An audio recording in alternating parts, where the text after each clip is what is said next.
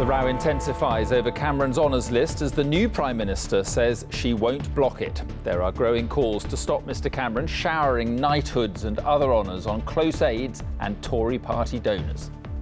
David Cameron seems to have found a lot of mates that he wanted to reward, and that's upset everybody. I'm sure he's got a lot of mates that need rewarding. Also tonight, the father attacked and killed outside McDonald's. A 12-year-old is charged with his murder. How the Russian doping scandal threatens to ruin the opening of the Olympics. And a long walk just got longer, celebrating the expansion of the national parks.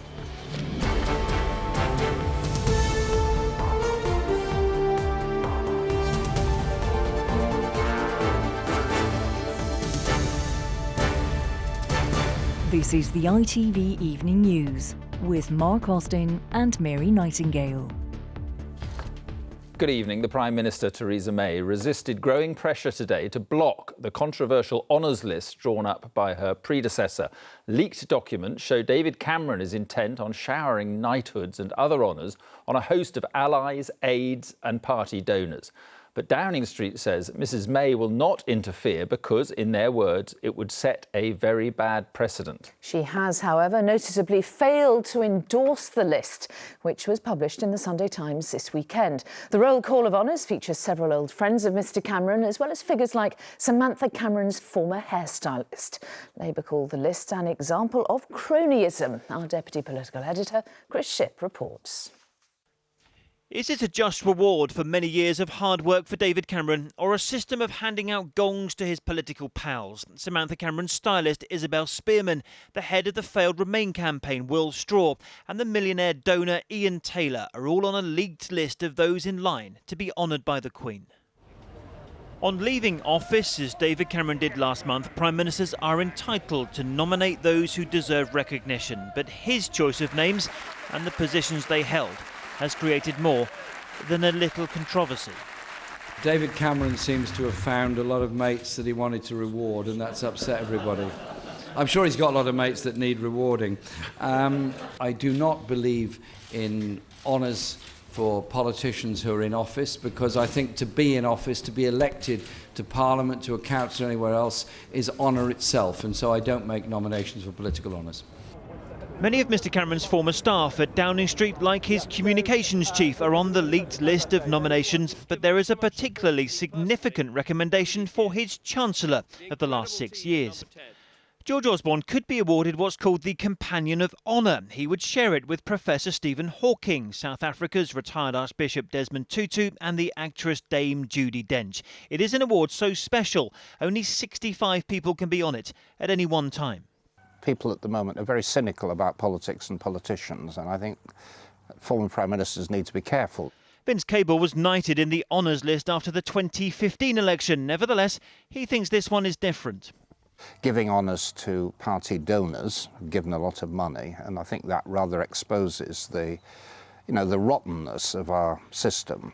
But the system is there to recognise service, and David Cameron supporters say some people simply need to be recognised.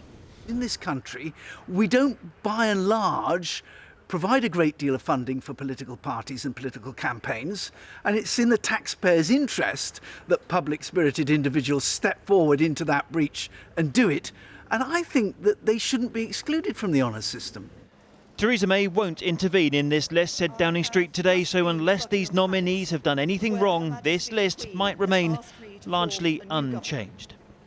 Now, all Prime Ministers, with the exception of Tony Blair, have issued an honours list upon leaving office. This, for example, was the one in 2015 where a few departing Lib Dems were knighted. I should also point out it included some gardeners in Downing Street. And this was Gordon Brown's list in 2010, arguably a lot longer, and he put many of his former colleagues up into the House of Lords over there. But Tory MPs say what's angered them about this list is the type of person on it. People who supported the failed Remain campaign. They wouldn't talk today, these MPs, but they said if this list remains unchanged, they'd have plenty to say. All right, Chris, thank you very much indeed. A 12-year-old boy blew a kiss to his tearful mother today as he stood in the dock of a courtroom charged with murder. The boy, who cannot be named for legal reasons, was accused, along with 3 teenagers, of murdering a father outside a cafe last week. He was remanded into local authority accommodation, as Rupert Evening reports from the court. Was Bradley Moore murdered by a 12-year-old boy and 3 other young men? Police and the CPS consider there is sufficient evidence to charge the suspects. And as such, Britain now has one of the youngest murder suspects in its history. Dad, I will miss you, reads the tribute from the 43-year-old's children, left at a makeshift memorial near to where the alleged assault happened last Wednesday, in Ashton-under-Lyne. As the flowers were laid this morning, children, who cannot be named for legal reasons, were appearing in court. Initially, the boys, aged 16, 17 and 12, went to Oldham Magistrates Court. But given the seriousness of the crime they are accused of, another court appearance was scheduled, this time at Manchester Crown Court. During this hearing, the 12-year-old boy's family spent much of it in tears. He occasionally looked back towards them, and once the hearing had ended, he blew his mother a kiss. It was noticeable throughout the difference in size and stature between a 12-year-old boy and those who were also in the dock with him.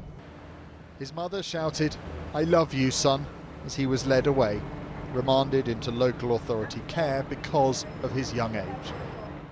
The case against the 4 defendants will now be compiled, and with it, in time, there may come an answer to how Bradley Moore died and what, if any, part a 12-year-old boy may have had to play in it. Rupert Evening, ITV News, Manchester. A man who attacked London tube passengers with a knife and tried to behead one of them has been sentenced to life imprisonment.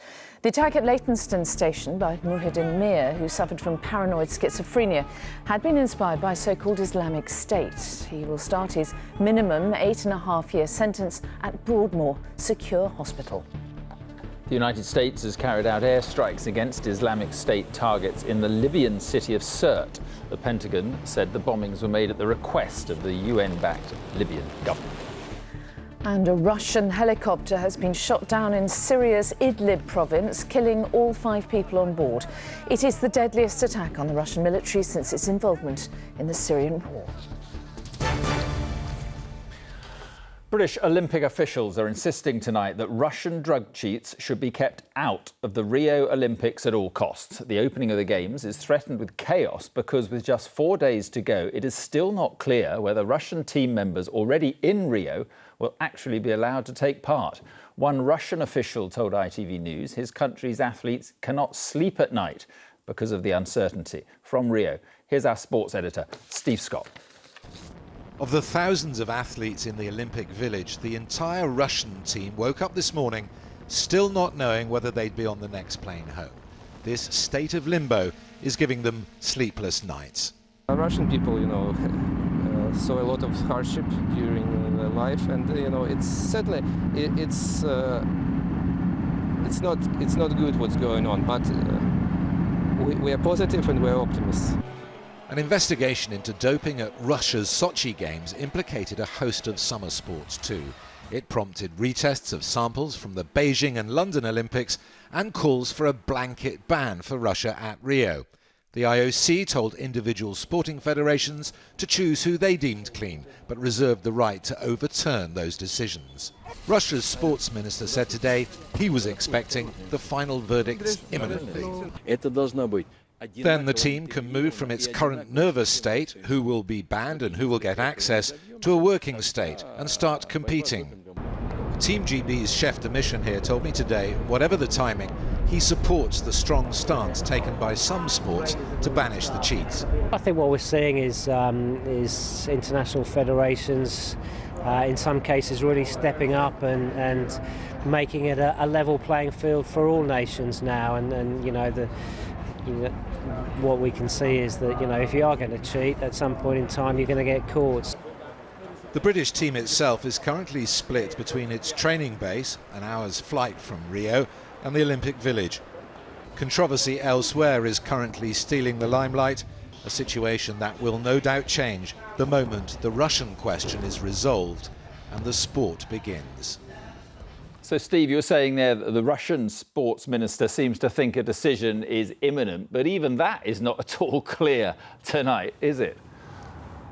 No, absolutely, Mark. I mean, all the International Olympic Committee will commit to is say they will make all these decisions by the end of play on Thursday. That's the day before the opening ceremony. However, I have managed to establish tonight that the three-person panel will do this on an ad hoc basis. In other words, probably sport by sport. So what we're not going to get suddenly is one big list of who's in, who's out. Obviously, that's quite tough for all the Russian athletes, but I get a sense talking to Team GB officials today, who were very vocal about this controversy before they came here, that now they are here, they've got more important things to think about. So I reckon the question of which Russian athlete may compete against which British athlete is now going to be put to one side, because they say it can only serve as a distraction. All right, on it goes. Steve, thanks very much indeed. Well, staying with the Olympic Games, and the other cloud hanging over it, of course, the Zika virus is still very much a concern for many arriving in Rio. Even though it's winter in Brazil and the Zika-carrying mosquitoes are far less prevalent, venues are still being fumigated. But our correspondent John Ray met one Brazilian mother who says despite these measures, little is being done to help people like her. Born in Brazil's Olympic year, yet a world apart from the glory of the Games. This is Barbara de Souza, one of this country's 1,600 Zika babies. Her mother, like so many, struggles alone, on a small allowance from the state. To start with, I used to cry, Glacy tells me. But what's the point? Brazil has lavished many millions of pounds on the Games, but has cut health spending. And in the favelas where Zika was rife, the conditions that gave rise to the mosquito-borne virus remain. Barbara's mother believes more athletes should have boycotted Rio, not out of fear, but to support Zika's victims. I agree. Don't come. Maybe if everyone stayed away, that would work better. Then the government would act more quickly. Health officials say that in these cooler winter months, the risk from Zika is greatly diminished. Far fewer mosquitoes, the fumigation sometimes for show. What we have is a huge amount of cases that came decreasing over this past month. And now we have just 1 or 2 cases per week. That is really low risk for dengue or for Zika. Zika might not be a potent threat right now, but still it has cast a deep shadow over these games because there are many in this city for whom 2016 will not be remembered as the year of the Olympics. Rather, it will leave a legacy that is altogether more bittersweet. Glacy takes her daughter to the hospital that has become Brazil's foremost centre for the study of this condition. She's desperate to know what kind of life her child will lead, but there can be no definitive answer. My biggest fear is what would happen if I die first. Who will look after her then?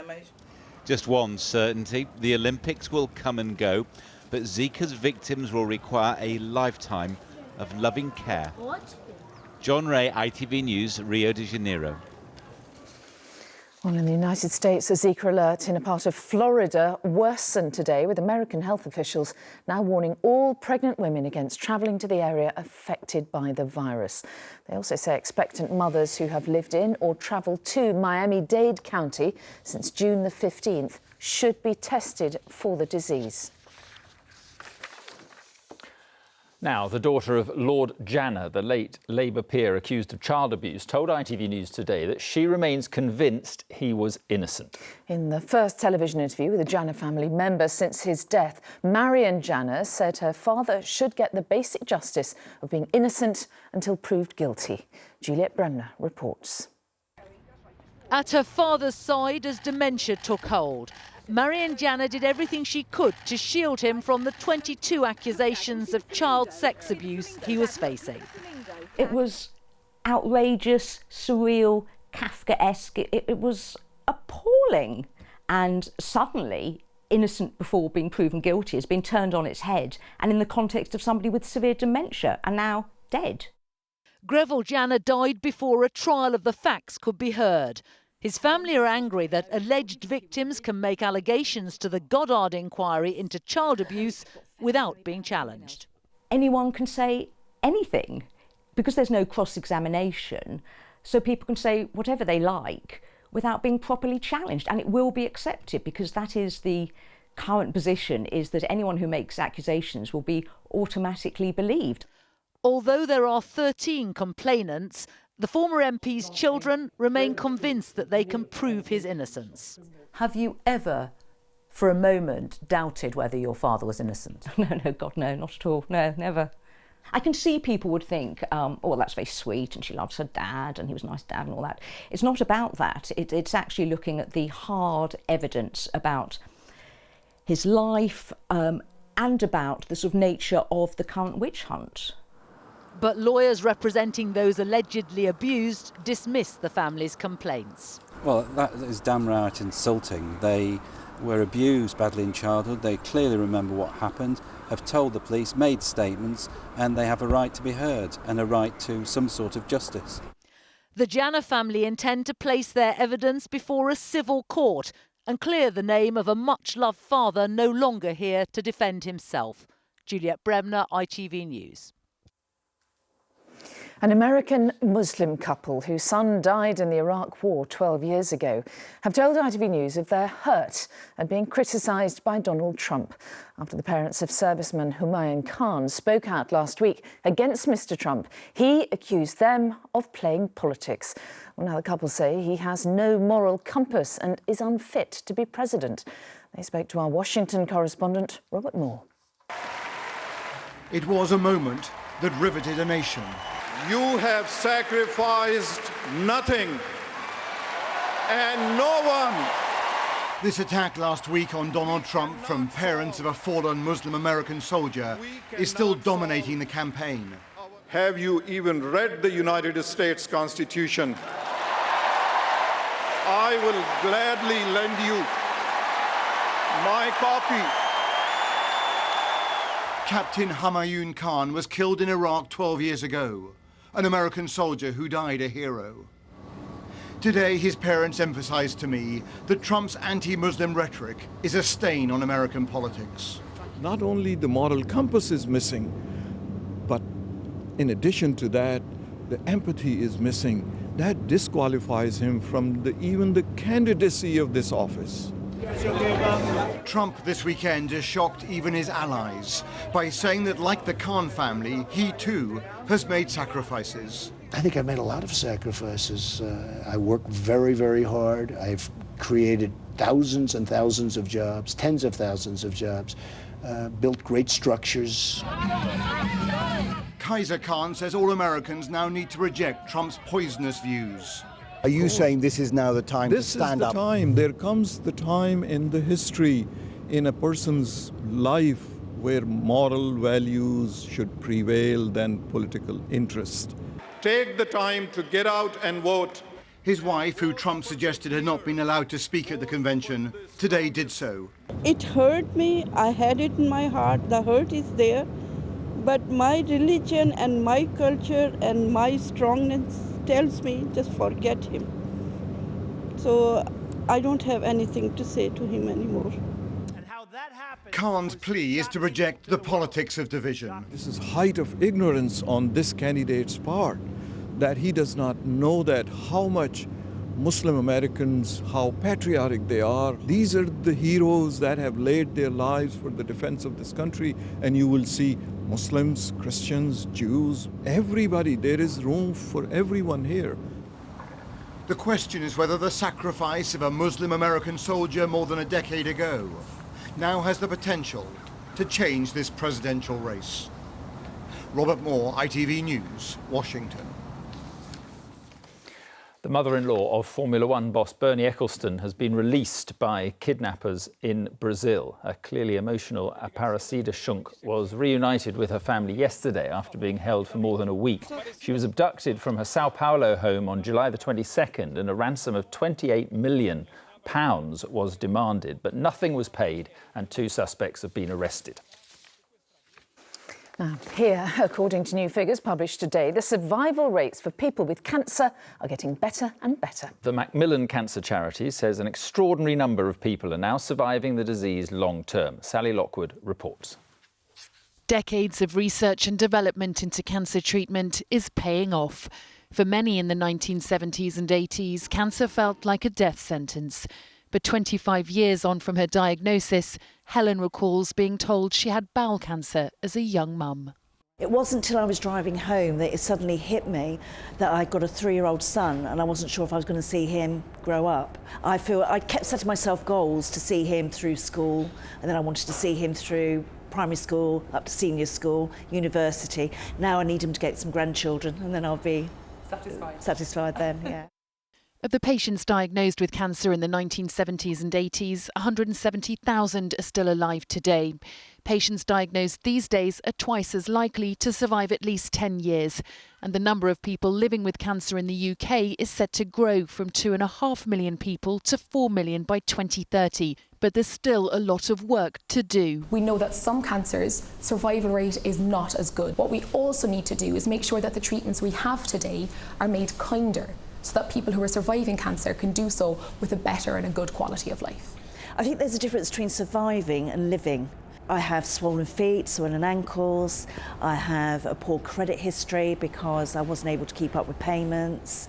While many more people are surviving cancer, much more needs to be done to help them live afterwards. Sally Lockwood, ITV News. And finally, hiking in the hills or just enjoying countryside views, they're both favourite national pastimes. So today's news that the Lake District and the Yorkshire Dales national parks are getting bigger has been warmly welcomed. Yes, it creates a huge swathe of protected countryside stretching almost unbroken across northern England, with 2 smaller expanded areas further south. In all, 188 square miles have been added to the 2 parks. We've sent Damon Green on a ramble.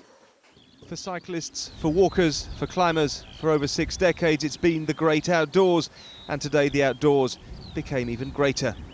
The Yorkshire Dales National Park enlarged today by almost 25%, more room to play, more room for people to enjoy the things they love. If you're into wildflowers, you need to come to the Yorkshire Dales. And the views were fantastic, weren't they, today? You could see all over to the lakes. And the Howgills. And the Howgills. And the limestone pavements. Yeah. The Dales, just one of the parks being enlarged today from boundaries laid down in 1954. The border here used to be the edge of the old West Riding of Yorkshire. Now bits of Cumbria and even Lancashire are included. It's amazing to think that just because of the way lines were drawn on a map 60 years ago, this was never part of a national park. Because whatever view you take of this place, it is an area of outstanding natural beauty. An extra 188 square miles added to the Yorkshire Dales National Park alone, from the limestone terraces of Great Asby Scar to the Howgills, Wild Boar Fell and the valley of the River Lune. People have always loved coming here, spending their time here. Now they're protected by the park's special status. When you're up there at 2,000 or 3,000 feet looking across, you can see across to the Lake District, over the Yorkshire Dales. I could see the Isle of Man out here. It's absolutely beautiful. Why would you want to be anywhere else? For those who really love the peace and quiet of this place, the only fear was that too many other people might discover it. But now it seems there will always be enough space here for everyone. Damon Green, ITV News, in the Yorkshire Dales.